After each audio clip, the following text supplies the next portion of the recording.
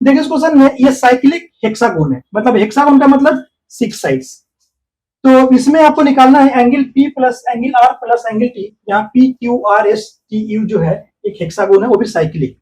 तो कैसे आप निकालिएगा, निकालना बहुत आसान है। आप ये पहले बताइए कि area of hexagon, area of hexagon का फॉर्मूला क्या लिखते हैं? लिखते हैं ना 6 इंटू √3/4 इंटू साइड स्क्वायर, ये लिखते हैं ना। और ये बताइए कि √3/4 इंटू साइड स्क्वायर किसका फॉर्मूला है? तो आप बोलिएगा √3/4 इंटू साइड स्क्वायर जो इक्विलैटरल ट्रायंगल का फॉर्मूला है। ये किसका फॉर्मूला है? इक्विलैटरल ट्रायंगल, इक्विलैटरल ट्रायंगल का फॉर्मूला। इक्विलैटरल ट्रायंगल को जब 6 से जब मल्टीप्लाई कर देते हैं, ये बन जाता है आपका पूरा एरिया हेक्सागोन का फॉर्मूला। मतलब क्या हुआ कि 6 अगर 6 अगर इक्विलैटरल ट्रायंगल को अगर मल्टीप्लाई किया जाए, उसके एरिया को मल्टीप्लाई किया जाए, तो पूरा एरिया ऑफ हेक्सागोन निकल सकता है। ये तो आप समझ गए। मतलब इसमें एक एक जो है ये पूरा क्या है आपका इक्विलैटरल ट्रायंगल है। तो देखिए कितना इक्विलैटरल ट्रायंगल है, 1 2 3 4 5 6 हो गया। मतलब 6 से अगर आप इसके इक्विलैटरल ट्रायंगल से अगर मल्टीप्लाई कर देंगे, एरिया ऑफ हेक्सागोन आपका निकल जाएगा।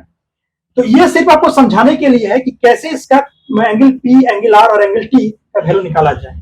अब बताइए इक्विलैटरल ट्रायंगल का क्या होता है? मान लीजिए इसी इक्विलैटरल ट्रायंगल को हम लेते हैं POQ इक्विलैटरल ट्रायंगल। इसमें क्या होता है?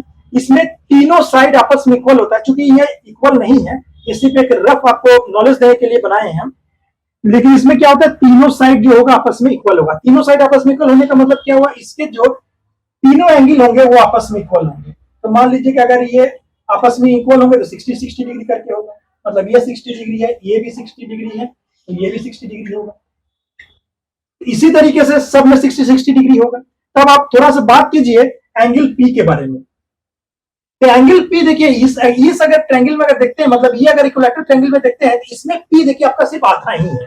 आधा P तो आपका इधर है, तो मतलब इस आधे P का वैल्यू आपका यहाँ पर कितना आ रहा है? 60 डिग्री। उसी तरीके से जब आप इस ट्रायंगल में जब चलिएगा, तो यहां से भी आपका इसका आ जाएगा 60 डिग्री।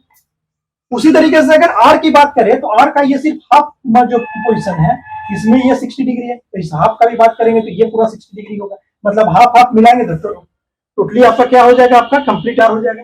उसी तरीके से T का भी समझिए, अगर ये पूरा एक ट्रायंगल है तो ये भी 60 डिग्री होगा। तो हाफ ट्रायंगल इधर से भी जो है इसका भी ये 60 डिग्री होगा। तो मतलब कंप्लीट अगर लीजिएगा तो ये कंप्लीट T भी आपका 60 + 60 है। तो आपको उम्मीद करते हैं कि आपको ये पूरी तरह से समझ में आ गया होगा। अब यहाँ पर लिखिए complete angle P plus complete angle R और प्लस कंप्लीट एंगल T। तो चलिए कंप्लीट एंगल P, तो कंप्लीट एंगल P ये दोनों को मिलाकर ये पूरा कंप्लीट एंगल बन रहा है। तो 60 + 60 कितना होगा? आप कहिएगा ये 120 डिग्री हो गया। उसी तरीके से R का भी देखिए 60 + 60, ये भी आपका 120 डिग्री हो गया। उसी तरह से एंगल T का भी देखिए 60 + 60, ये भी आपका कंप्लीट T बनाने के लिए 120 डिग्री। तीनों को अगर ऐड कीजिएगा तो 120 + 120 + 120 का मतलब ये 360 आपका होगा।